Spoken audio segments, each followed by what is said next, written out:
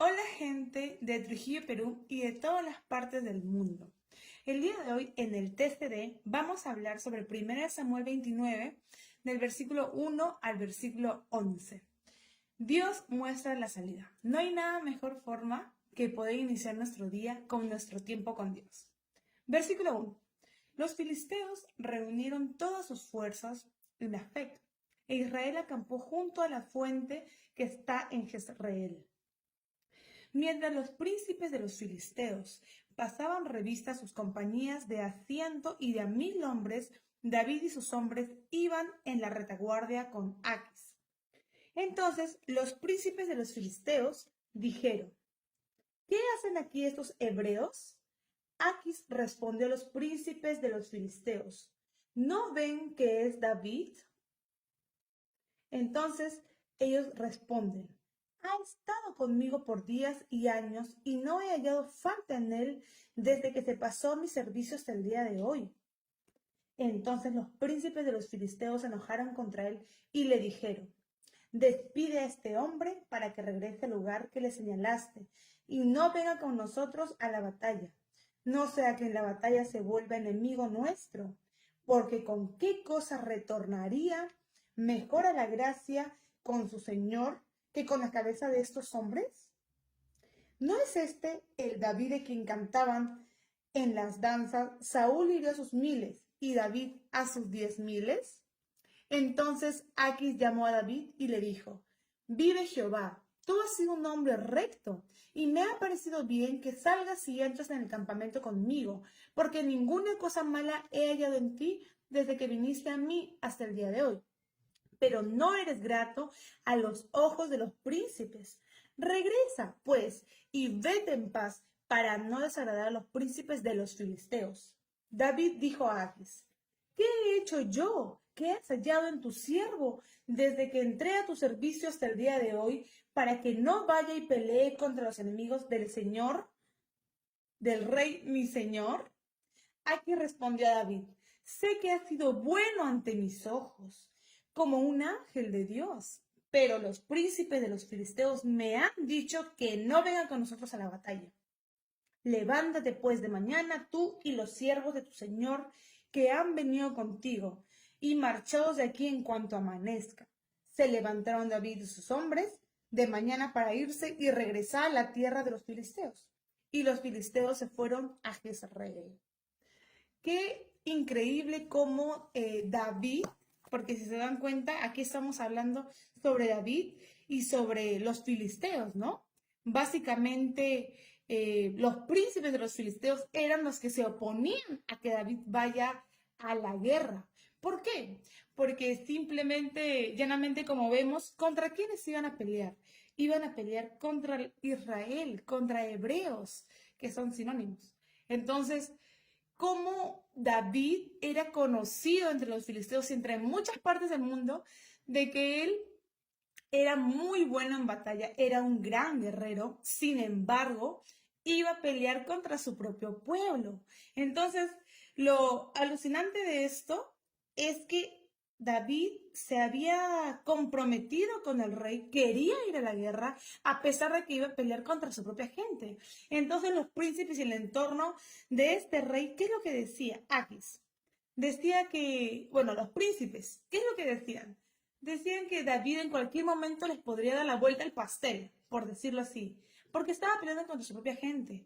Entonces, ¿cómo David, su corazón había cambiado? El corazón de David no era el mismo, o sea, ya no le importaba incluso pelear contra Israel, que era el pueblo de Dios, el pueblo donde él nació, su país. Es como que nosotros, un ejemplo, como peruanos, vayamos a una guerra que es entre los propios peruanos. Y como podemos ver, eso es muy común hoy en día. No es lo ideal, no es lo adecuado, pero eso es lo que se ve en el país. No sé, norte, sur, este, oeste, hay diferentes tipos de conflictos. Pero aquí vemos que David insistió, incluso dice: sé que ha sido bueno ante mis ojos, le dice Aquis, como un ángel de Dios. Pero los príncipes de los filisteos me han dicho: no vengan con nosotros a la batalla. Entonces, tampoco el rey de Aquis podía oponerse a la mayoría, porque, o sea, él no iba solo. Él era el rey, pero tenía un apoyo, ¿no? Un consejo. Había democracia. Lamentablemente, por un lado, como lo puede ver David, se sentía ofendido y triste. O sea, ¿en qué momento yo te he traicionado o te he fallado? Pero por otro lado, cómo Dios trata de una manera que nosotros no comprendemos, pero que es realmente es lo mejor para nosotros, es lo que necesitamos, es lo que nos corresponde, es lo que debe ser. Entonces, David simplemente se tuvo que ir, no solamente él, sino también los hombres en la mañana. ¿Y se fueron a dónde? A Jezreel. Qué pena, ¿no? Por parte de David, porque dijo, se sentía como derrotado, ¿no? Desmotivado por el hecho de no haber cumplido el hecho, porque él era un hombre apasionado por la guerra, era un guerrero de corazón. Pero por otra parte, ¿se imaginan cómo se hubieran sentido, cómo se sintieron los israelitas de saber de que David no iba a ir a guerra? Es como una confianza más porque había una canción muy conocida de que Saúl mató a 1000 y David a 10.000. Entonces era un hombre muy capaz, David. Pero felizmente no logró ir a guerra. Él tenía su estrategia, todo. O sea, él era un hombre experimentado. Y finalmente no fue a guerra, felizmente, contra su propio pueblo. Pero él sintió que fue una etapa de su vida. Incluso podemos ver en los salmos cómo él se expresa en estos momentos. Y no quiero dejar pasar lo que dice el libro Secar la vida al sol del autor Kim Hyun-won. A pesar de que la opinión sobre la utilidad y la efectividad tiene sus beneficios, Dios tiene otro estándar para evaluar al hombre. Entonces, nosotros podemos dar por perdidas incluso a personas, podemos dar por perdidas situaciones, circunstancias, problemas, pruebas, pero Dios tiene otro estándar. Sus caminos son más altos que nuestros caminos. Dios tiene otra óptica. Es algo que una comparación que utilizo bastante es el ajedrez. A mí me encanta jugar ajedrez. Entonces, yo me siento como una ficha de ajedrez. Por ejemplo, el peón. Y Dios literal es la persona que ve el juego desde la parte como los árbitros, como en los campeonatos de ajedrez, y nosotros creemos ser los que manejamos las fichas, pero no, es Dios quien nos maneja a nosotros, es Dios quien maneja.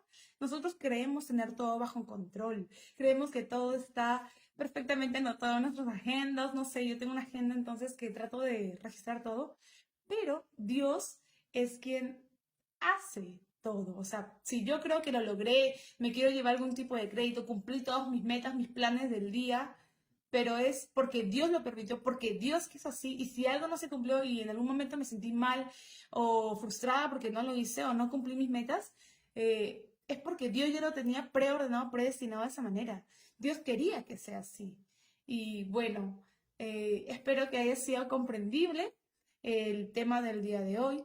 Aunque no sean 5 estrellas las que nos autodenominen o no sé, o la calificación que nos dé, Dios tiene otro estándar, Dios tiene otra utilidad. Recordemos esto.